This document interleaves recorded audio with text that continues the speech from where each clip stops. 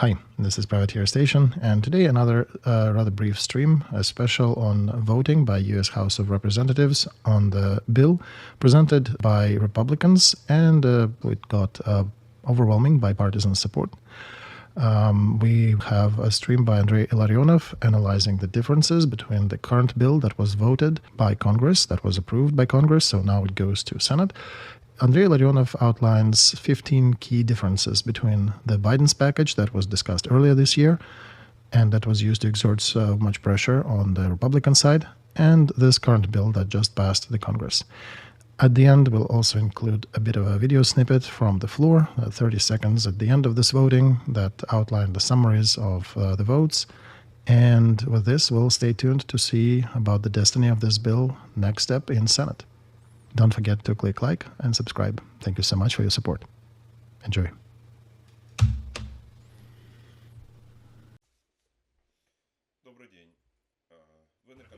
Good day. You are on the channel of Andrey Illarionov. Today is 17th of April, 2024. Today, there was an event that occurred that was very highly expected, that was in the limelight for the last at least half a year, of Russian, Ukrainian, American societies. And this was introduction of a bill to the Congress of the United States of America about aid to Ukraine. As it is well known, previous version of this bill was discussed at least since August of last year. In October, it got certain shape. In February of 24, it was voted for by Senate.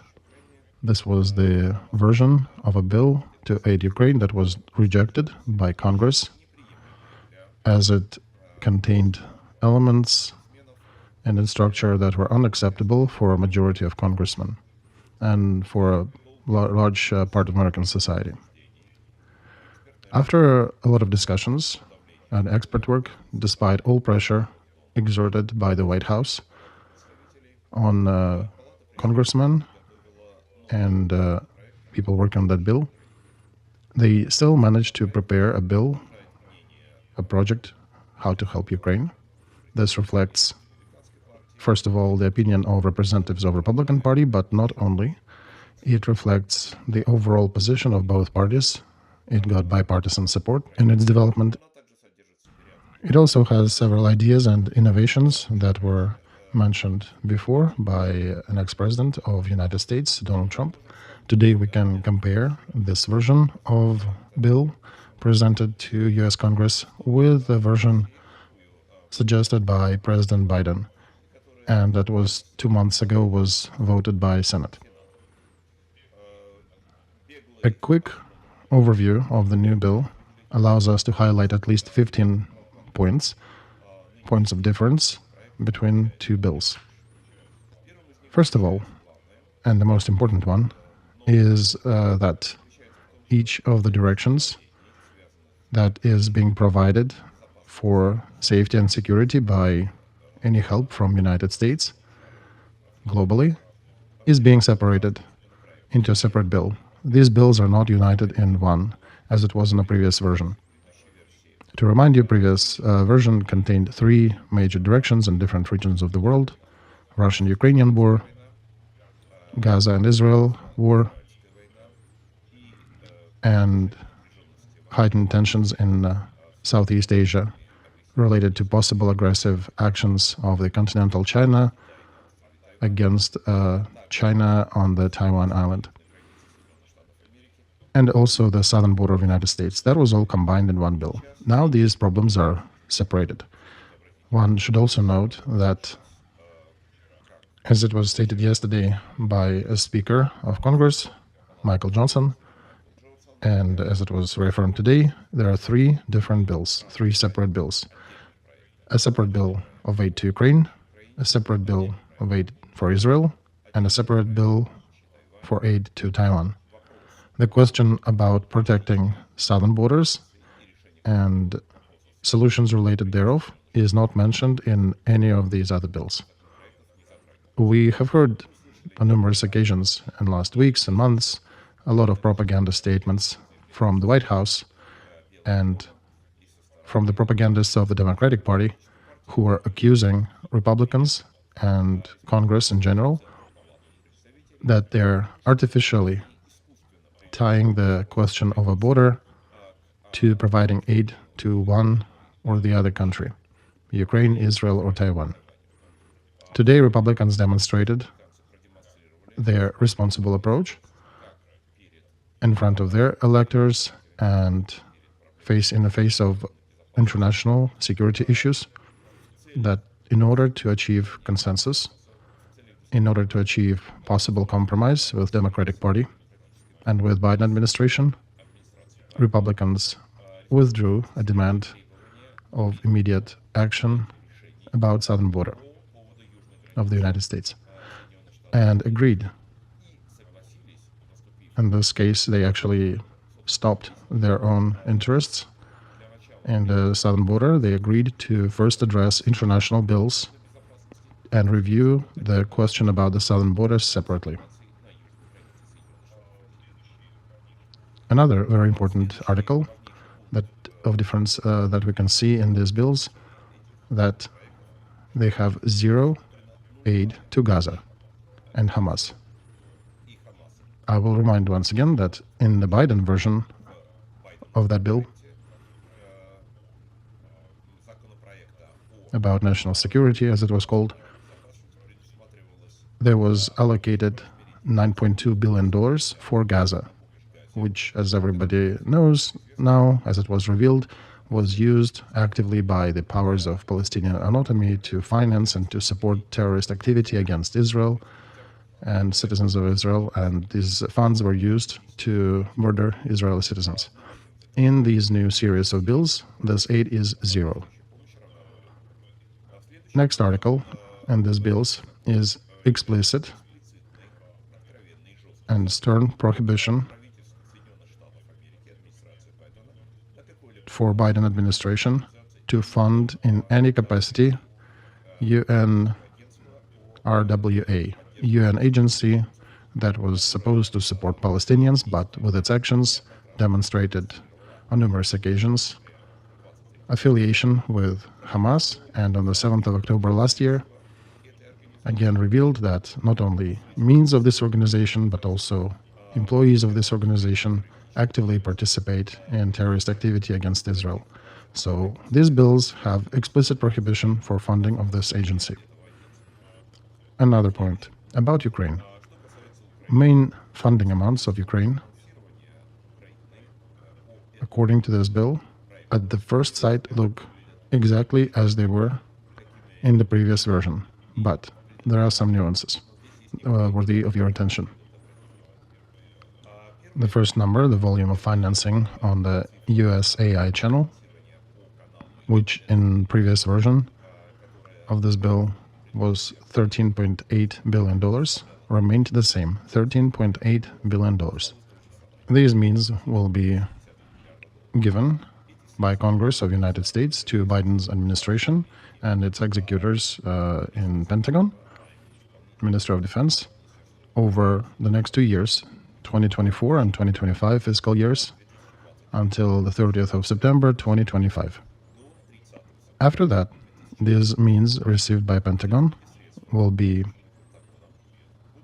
allocated throughout the next 10 years, since fiscal year 2024 till fiscal year 2033, in apportioned sizes from $1 to $1.5 to maybe a maximum of $2 billion.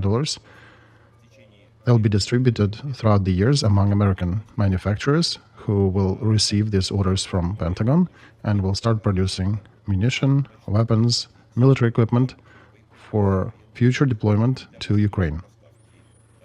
It's rather easy to imagine, given the speed of signing these contracts, of the orders being placed, how long it takes to start production and to deliver, that in 2024 fiscal year, from this amount, $13.8 billion, Ukraine doubtly will see a penny. The means that were given by Congress back in 2022, however, to Biden administration on the same channel They were slightly less than $1.5 billion. In 2023, the amount donated to Ukraine via this channel was less than $100 million. Yet out of the 26 roughly $1 billion that Congress allocated for Pentagon via this channel, we still have over $6 billion not allocated among US manufacturers yet. I'll remind our listeners once again that these means, I'll remind you, were allocated for that use over 2 years ago. So this channel of possible supplies of munitions, military equipment, is most likely to be used for future, possibly remote future. Next position, the ceiling on the other channel, PDA, Presidential Drawdown Authority channel. In the previous version of this bill,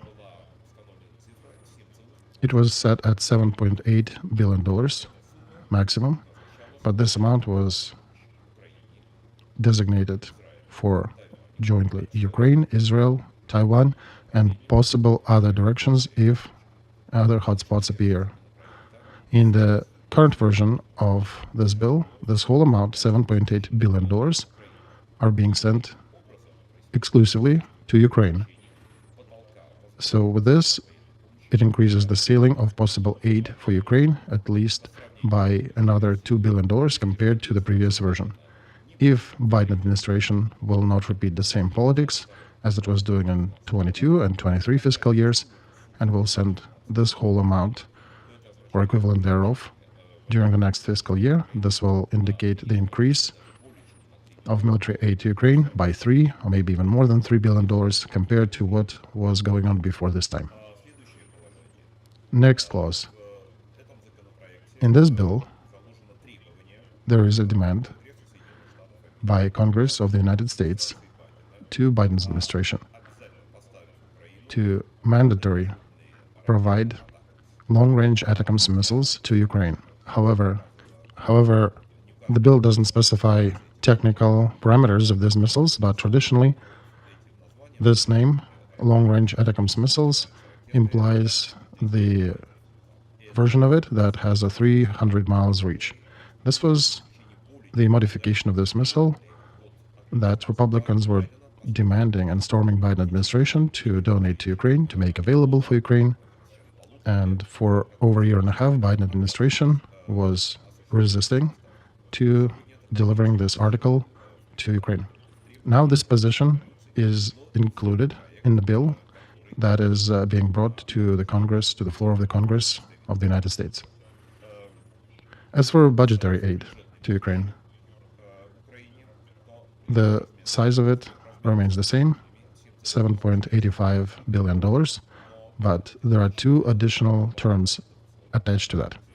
One of them is that these monies cannot be used to pay pensions for Ukrainian citizens. Second is that this budgetary help is being provided not as a grant, but as a credit. And therefore, it goes in the same framework as any other credit help. Together with this, however, the bill has two additional clauses. One is that after 24th of November 2024, so roughly about 2 months after the end of the 2024 fiscal year, that debt that Ukraine will accrue as a result of these monies reaching their accounts as a credit, up to 50% of it can be forgiven by President of the United States and written off as from the books. And after the 1st of January 2026, President of the United States has the right to write off the remaining 50% of that debt that resulted due to providing this financial aid from the United States in form of a credit. Therefore, this economic aid to Ukraine that is included in this bill, if it passes, and then if it passes in Senate, and then if it will be signed by a president at the end, will be provided in a credit agreement framework. This is what ex-president of the United States, Trump, mentioned back in February. That's what he wrote about numerous times, that budgetary aid to Ukraine or any other country needs to be provided in the framework of a credit. But in regards of Ukraine, this aid needs to be provided without a time limit and without any interest. So this innovation that Trump talked about 2 months ago is now embodied in this bill in the shape that we just outlined. So this debt as a result of this aid can be written off by 50% after the end of this fiscal year, and then after a bit more than a year can be written off completely. The next clause of this bill is a demand to Biden's administration about providing in 30 days time frame after this bill is being adopted and turns into law, a detailed report about all military aid that United States have provided since 24th of February 2022. A similar report needs to be provided to Congress about all economic aid received by Ukraine from the United States since the 24th of February of 2022, since the beginning of this hot phase of this Russian-Ukrainian war. The next clause of this bill is that in 60 days after its adoption, Biden administration needs to provide another report to Congress about the use, how the weapons were used that were transferred to Ukraine. And then 40 days after adoption of this bill, Biden administration needs to provide document to Congress, the strategy of support for Ukraine, a multi-year strategy of support for Ukraine. This is a demand that Republican Party and Republicans in Senate and Congress have presented to Biden administration back in October, over 6 months ago, and this demand Biden administration has not fulfilled yet. So right now we have at least 15 different clauses of difference between the current bill from the version of the bill that Biden administration that was pushed on them for several months before. What will be the destiny of this bill, we'll know rather soon, because it is being brought to the floor and to voting in Congress on Saturday, 4/20.